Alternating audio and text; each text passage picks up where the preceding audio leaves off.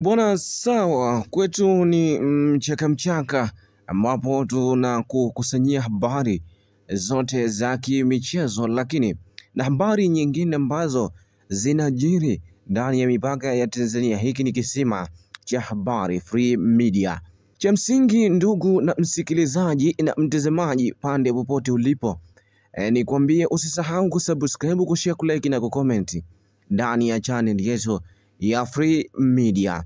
Watu wengi walishawahi kusema kizuri hujiuza, kibaya hujitembeza. Msemo huu je, una maana gani, na je, unamaanisha nini ndani yake? Leo niko hapa na nakuita mwite na mwenzako. Tetesi za usajili tayari zimeanza kusambaa sehemu mbalimbali.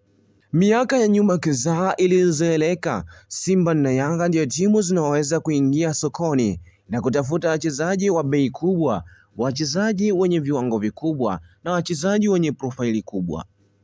Kwa sasa imekuwa tofauti kidogo. Nadhani hili jina sio geni kwako. Gilbert Mugisha, kiungo mshambuliaji wa klabu ya Al Hilal Omdurman. Nafikiri kuna wengine wameshtuka kidogo kwa kijana huyo kumtaja hapa. Amefanya nini kijana huyo?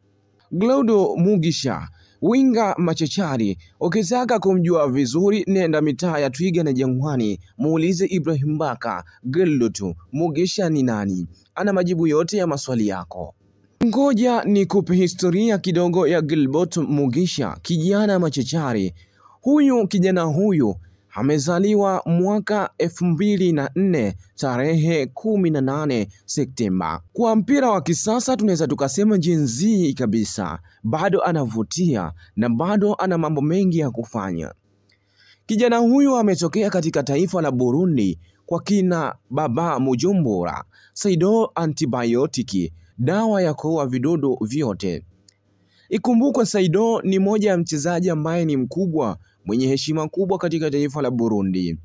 Watu wa Burundi wengi walishatabiri Gilbert Mugisha atakuja kuwa mrithi sahihi wa Saido antibiotiki. Bila kupoteza muda, baada ya kukupitisha kidogo, nikupe zindani kutokea ndani ya Free Media. Matajiri wa Singida Black Star wanapiga hesabu kali za kumbeba winga huyo tishio ambaye maskani yake ipo pale Al Hilal Omdurman. Ili atue katika kikosi hicho, achukue nafasi ya Victor Adebayo aliyembioni kusitisha mkataba wao alionao mwishoni mwa msimu huu. Adebayo alianza kuitumikia timu hiyo mara dirisha dogo la usajili lilipofunguliwa Disemba mwaka jana. Ameshindwa kuonesha makeke wala kupenya katika kikosi cha kwanza, jambo linalowafanya mabosi wa klabu hiyo kusitisha mkataba wake wa miaka miwili ilionayo kwa sasa.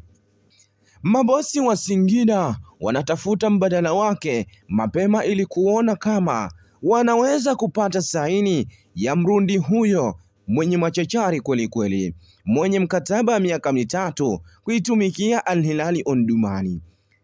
Taarifa za ndani zinaeleza kuwa jina la winga huyo liko mezani likijadiliwa ili kuona jinsi gani watamng'oa kwa Waarabu hao na kuwa naye msimu ujao. Itawezekana kweli, kwa sababu ni moja ya winga ambaye tishio na Al Hilal wanamtumia. Ili kujua yote, endelea kubaki hapa ndani ya Free Media kupata habari zote za kimichezo. Lakini jambo la muhimu, usisahau kusubscribe, kushare, kulike na kucomment ili notification zote za kwetu wa kwanza kuzipata.